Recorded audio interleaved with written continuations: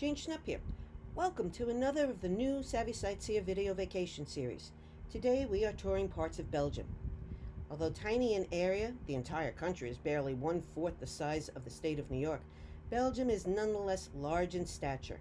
Its geographic location puts it at the crossroads of Europe. It's bordered by France, Germany, Luxembourg, the Netherlands, and the North Sea. Battles have been fought over and through Little Belgium, but today it reigns as the de facto capital of Europe and is a multicultural, multilingual nation. Belgium is a very easy place to get around, both by local transport and trains between major cities. I basically split my time between the capital, Brussels, and nearby Bruges, with day trips from each.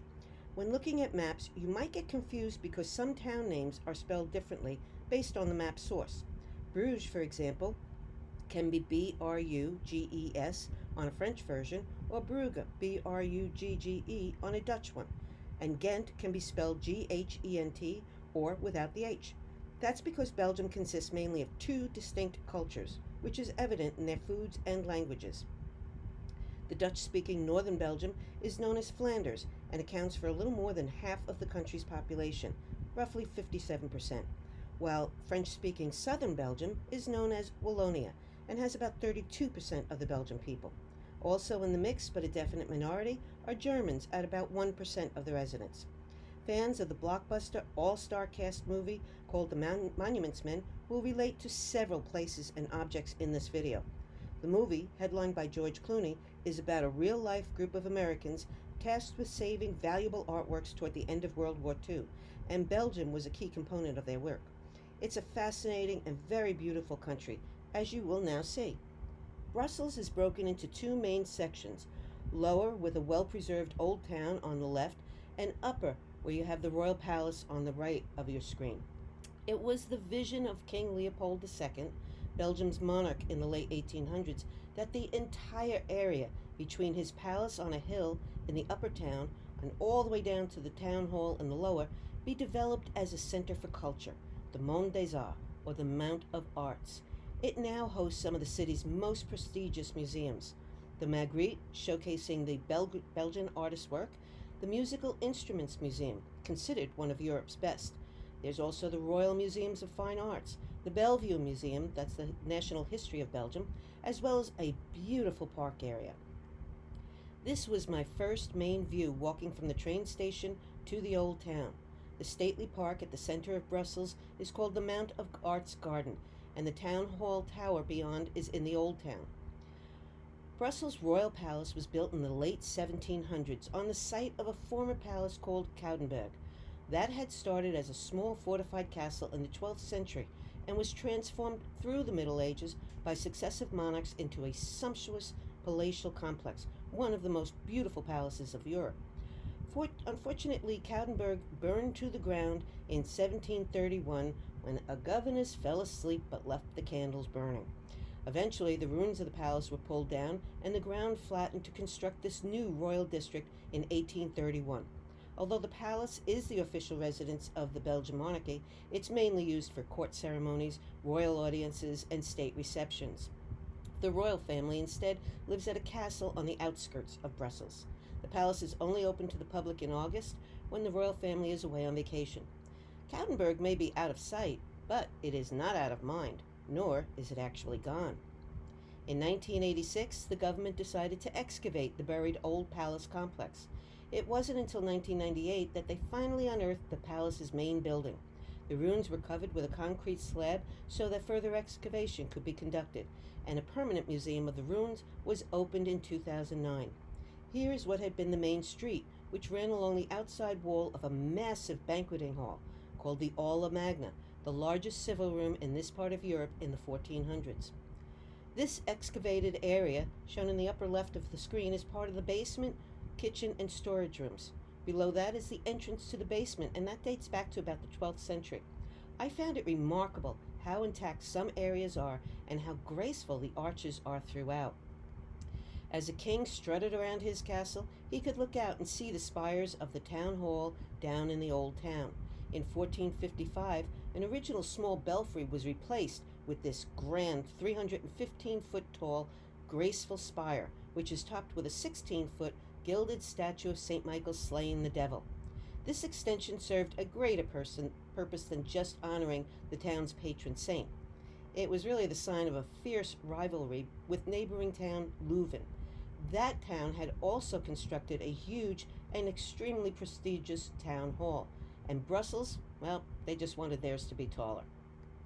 The hall, with its intricately carved string of 203 dukes and duchesses, is one of several imposing buildings that form the rectangle known as Grand Place. The old town's magnificent central square is ringed by dignified, centuries-old buildings and aptly fits the description of an architectural jewel that was given to it by the World Heritage Organization. Grand Place is regarded as, quote, the most beautiful central square in the world. This stunning bit of 17th century architecture takes up the entire eastern side of Grand Place and is known as the House of the Dukes, except it wasn't. Its name comes from the bust of dukes adorning it, and it isn't even a single house. It's a facade joining 7 homes. Tucked away at number 13 is the Museum of Cocoa and Chocolate. Vying for attention in the Grand Place is the majestic King's House. Originally a bread market in the 13th century, it is now the Museum of the City of Brussels, dedicated to the city's origins and development over the centuries and the life of its inhabitants. These are all illustrated with sculptures, altarpieces, engravings, paintings, and models of the city, and tapestries. Brussels was the main center for this industry for almost 400 years. By 1600, 1/3 of Brussels' population of about 60,000 people was employed in the tapestry industry. They wove using the finest silk and exported their product all over Europe to decorate the homes of royals and aristocrats. Every other year since 1971, the square bursts into color with the unveiling of the Brussels flower carpet. This fantastic carpet, roughly 250 feet by 80 feet, is made up mostly of begonias and includes some dahlias, grass, and bark.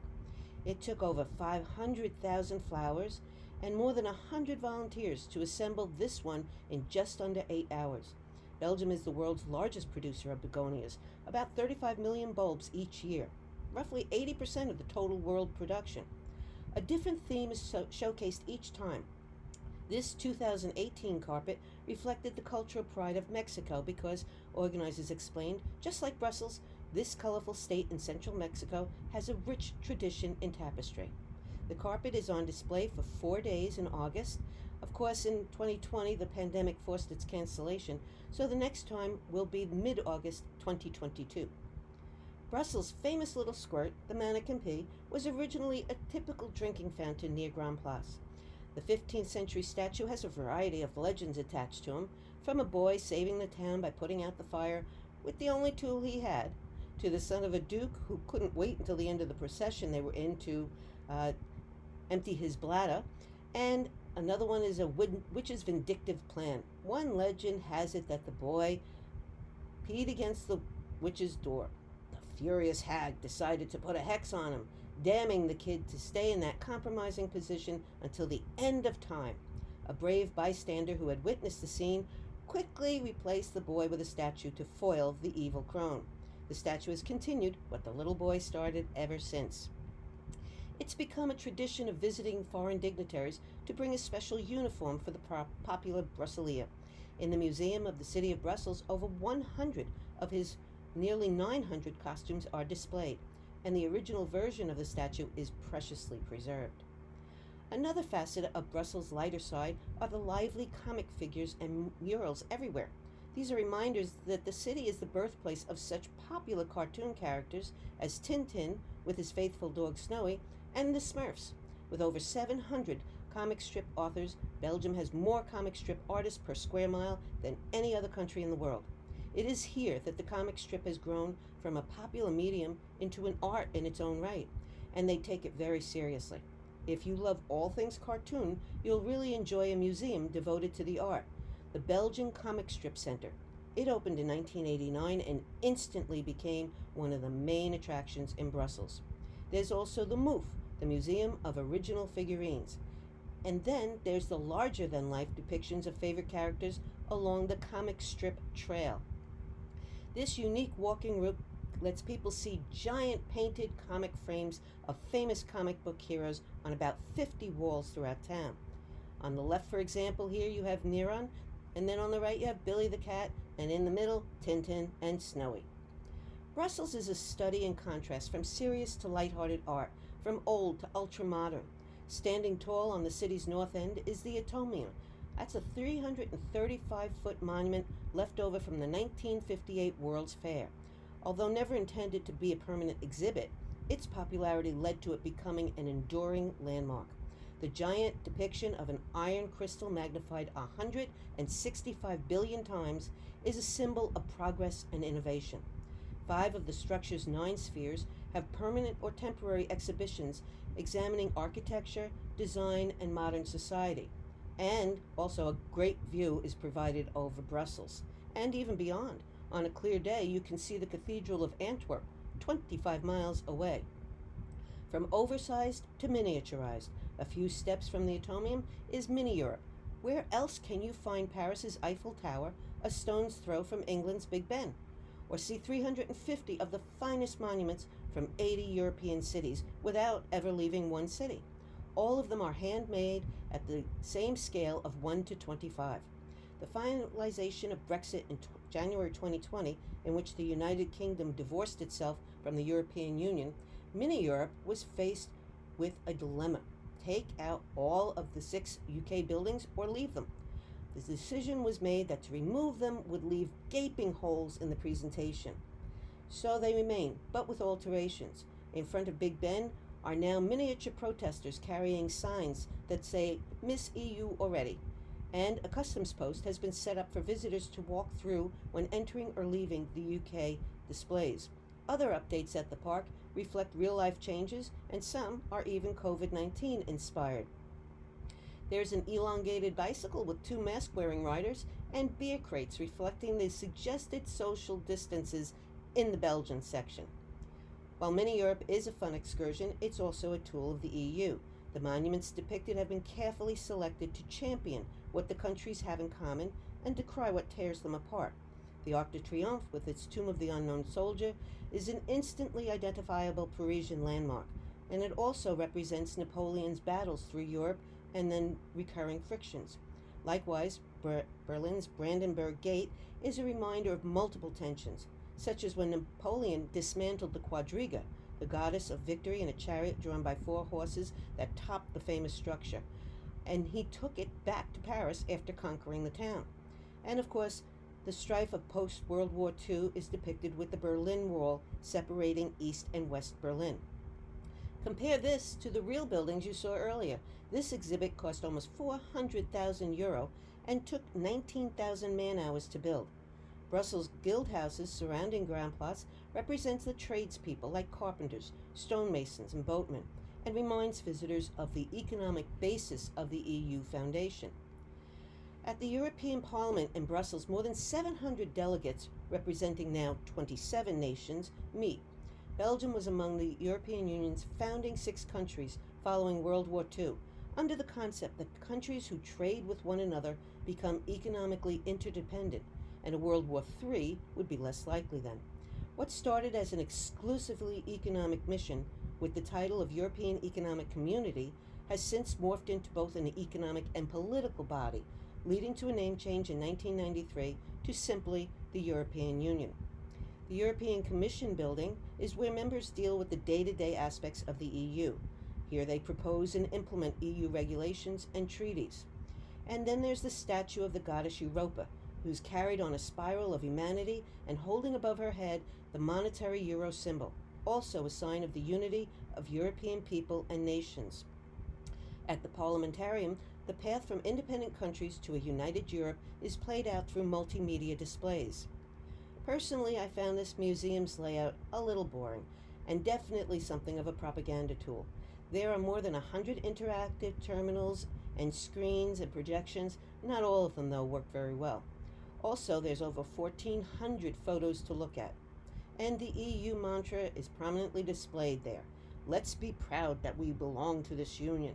Let's learn to participate to it and to improve it for the good of all. The United States of Europe. As mentioned earlier, there was a little sibling rivalry existed between Brussels and Leuven, a city about 20 miles to its east. Leuven had grown as an important center of trade from the 11th to the 14th century. Its renowned cloth, referred to as a version of the town name, Leuven, is where we get the fabric name linen. But it was the town's ambitious, new, magnificent, and tall city hall being built in 1448 that had driven Brussels' envy and made it lengthen its spire and top it with the St. Michael's statue. Leuven, although now second tallest in the hall height, won on architectural splendor, and its hall is widely viewed as a masterpiece of Gothic design. Less austere are these fun-loving Leuven residents. On the left, we have a fountain of a young boy affectionately called Funsky. He's a mascot for the town's world-famous university. Founded in 1425, it is one of the oldest and most respected in Europe, and the oldest surviving Catholic university. Some contend that while he is reading a book, Funsky is pouring knowledge into his empty head. Others maintain it's more likely beer, given that Leuven is also the home of Stella Artois beer, first brewed in 1366 at the Den Hoorn Brewery. On the right, overlooking the town's old market square, is a girl who is evidently very excited to see all the shops below. Brussels is a great starting point to see other memorable Belgian towns, like Leuven or Antwerp, which is known for its diamond industry. Moving northwest from Brussels, we come to Ghent, which in the 13th century was one of the most important towns in northern Europe, owing largely to its textile industry.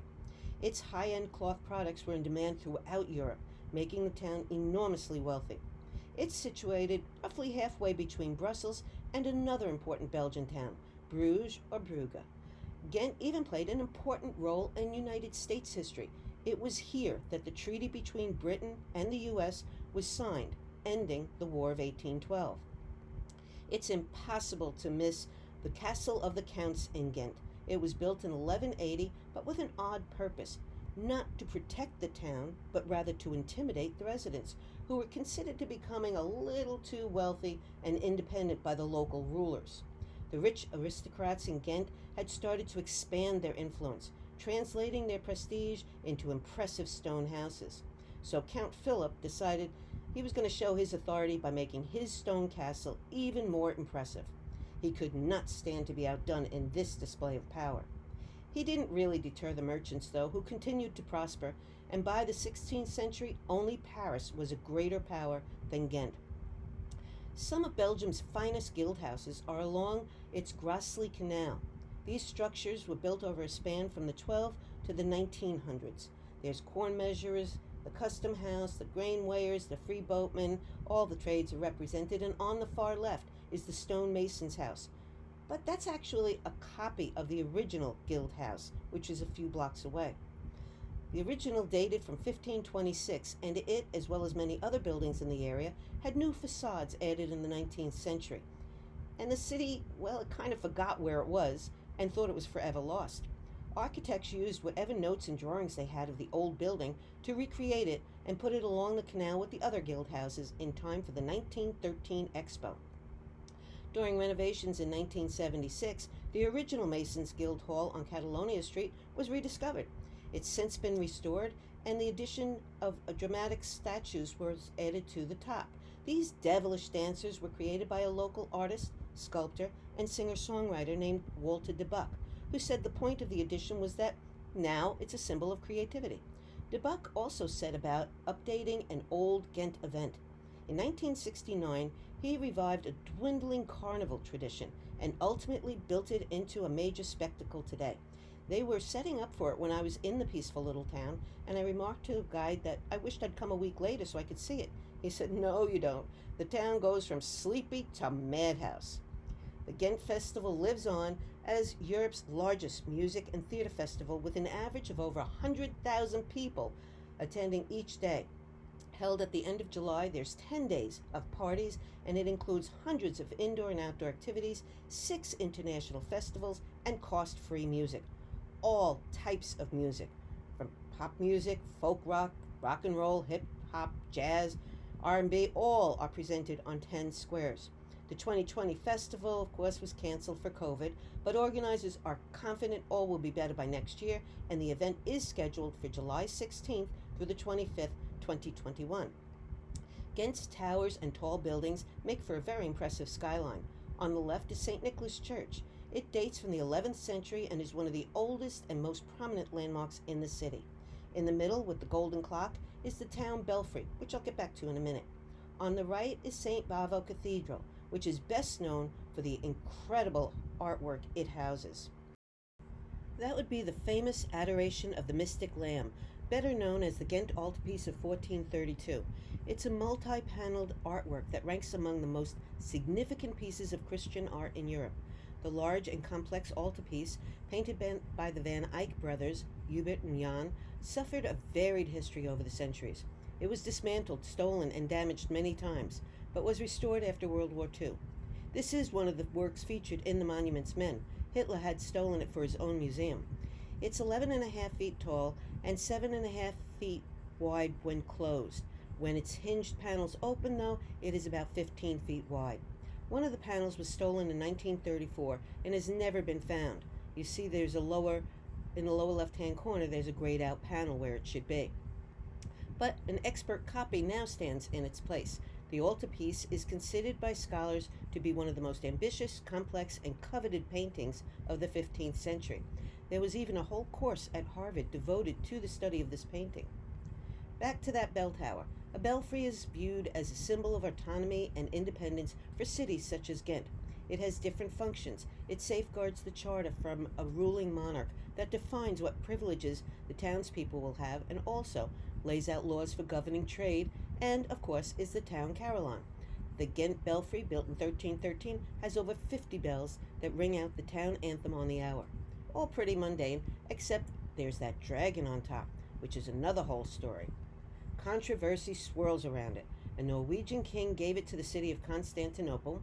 Then a Flemish count had it brought to Bruges in 1200 during the Crusades. Ghent subsequently took the dragon as war booty after a fierce battle with Bruges in 1382 and put it on top of their belfry.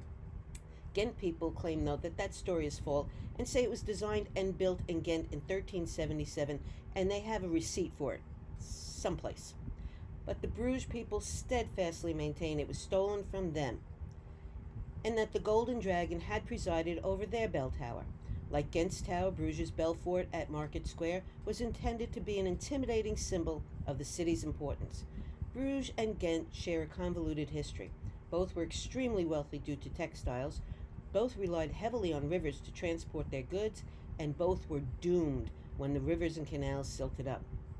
A canal once ran right through the 13th century complex of halls within the tower, which also served as a warehouse and market hall. Records from 1450 indicate on a given 24-hour period over 150 foreign vessels from 17 kingdoms entered Bruges. One of Bruges' most important buildings is the 12th century small, unassuming Basilica of the Holy Blood. It's wedged in a corner of Berg Square between an impressive town hall and a chocolate shop. Its exterior and first floor do not prepare you for what's upstairs. Level 1 is a stark chapel, which is in sharp contrast to the upper church and its glittering main altar. But the real star of the little basilica is tucked away behind this tabernacle in a large side chapel of the upper church. There is stored the relic of the Holy Blood, a vial believed to hold a scrap of material bearing some of the blood of Christ that was brought to Bruges after the Second Crusade. The relic is taken out once a year on Ascension Day and paraded around the town by the bishop, just as it has been done since the late 1200s. Anyone who has seen the Monuments Men and Hugh Bonneville's fatal efforts to save Michelangelo's Madonna and Child statue from being stolen at Bruges' Church of Our Lady will be in for a major surprise when entering it. Hollywood created an entirely different interior from the church's striking reality. Its steeple is almost 400 feet tall, which makes it the second highest brick building in the world. Building on the current church began in 1225 and took 2 centuries to complete. Michelangelo's masterpiece sculpture, the only one to ever leave Italy during his lifetime, overlooks the tomb of the wealthy Flemish merchant who purchased it back in the early 1500s. The church was also the scene of the royal marriage between King Maximilian I of Austria and Mary of Burgundy in 1477. The sarcophagi of young Mary and her father, Charles the Bold, lie in state in the church's choir section. Maximilian and Mary's union was mostly a political one, joining her Principality of Burgundy with Maximilian's, who was the heir of the Holy Roman Empire.